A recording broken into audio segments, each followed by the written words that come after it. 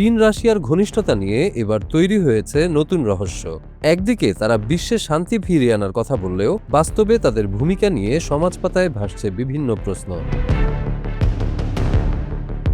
নতুন তথ্য ও গোয়েন্দা প্রতিবেদনের ভিত্তিতে চীন ও রাশিয়ার ঘনিষ্ঠ সামরিক সম্পর্ক নিয়ে আবারও বিতর্ক তৈরি হয়েছে।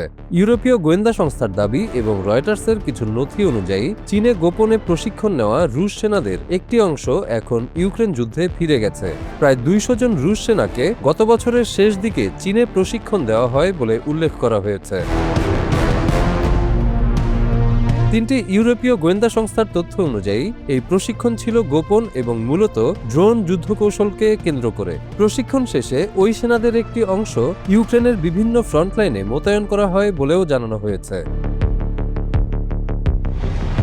নথি অনুযায়ী 2025 সালের 2 জুলাই বেইজিংয়ে রাশিয়া ও চীনের ঊর্ধ্বতন সামরিক কর্মকর্তাদের মধ্যে একটি দ্বিভাষিক চুক্তি স্বাক্ষরিত হয়। সেখানে বলা হয় প্রায় 200 রুশ সেনাকে বেইজিং ও নানজিং সহ বিভিন্ন সামরিক স্থাপনায় প্রশিক্ষণ দেওয়া হবে। একই সঙ্গে শত শত চীনা সেনাকে রাশিয়ায় প্রশিক্ষণ দেওয়ার কথাও উল্লেখ ছিল। গোয়েন্দা সূত্রগুলোর মতে এই ধরনের কৌশলগত প্রশিক্ষণ ইউক্রেন যুদ্ধকে আরও জটিল করে তুলছে। একজন ইউরোপীয় গোয়েন্দা কর্মকর্তা বলেন, রুশ সেনাদের সরাসরি এমন প্রশিক্ষণ দিয়ে যুদ্ধক্ষেত্রে পাঠানো মানে চীনের ভূমিকা আগের ধারণার চেয়ে অনেক বেশি গভীর হয়ে যাচ্ছে।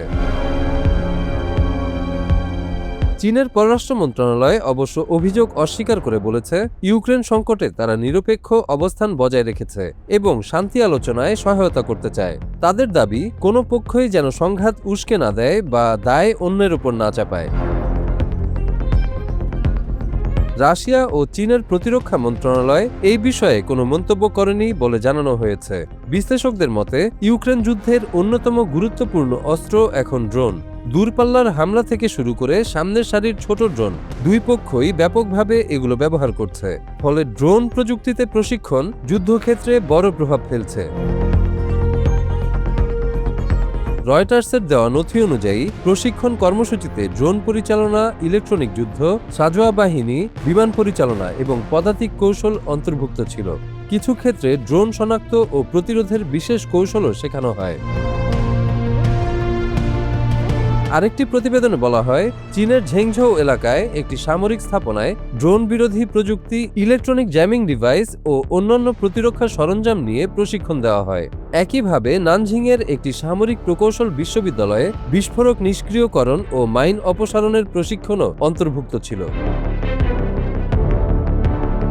গোয়েন্দা সংস্থাগুলোর দাবি, প্রশিক্ষণ পাওয়া অনেক রুশ সেনাই এখন ইউক্রেনের ডনবাস ও ঝাপোরিজ্জিয়া অঞ্চলে সক্রিয়ভাবে যুদ্ধ করছে।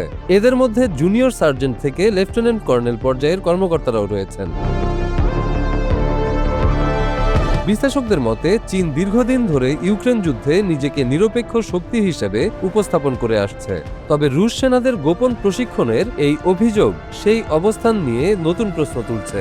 এই তথ্য সামনে আসায় রাশিয়া চীন সামরিক সহযোগিতার গভীরতা এবং ইউক্রেন যুদ্ধের বাস্তব পরিস্থিতি নিয়ে আন্তর্জাতিক অঙ্গনে নতুন করে উদ্বেগ তৈরি হয়েছে।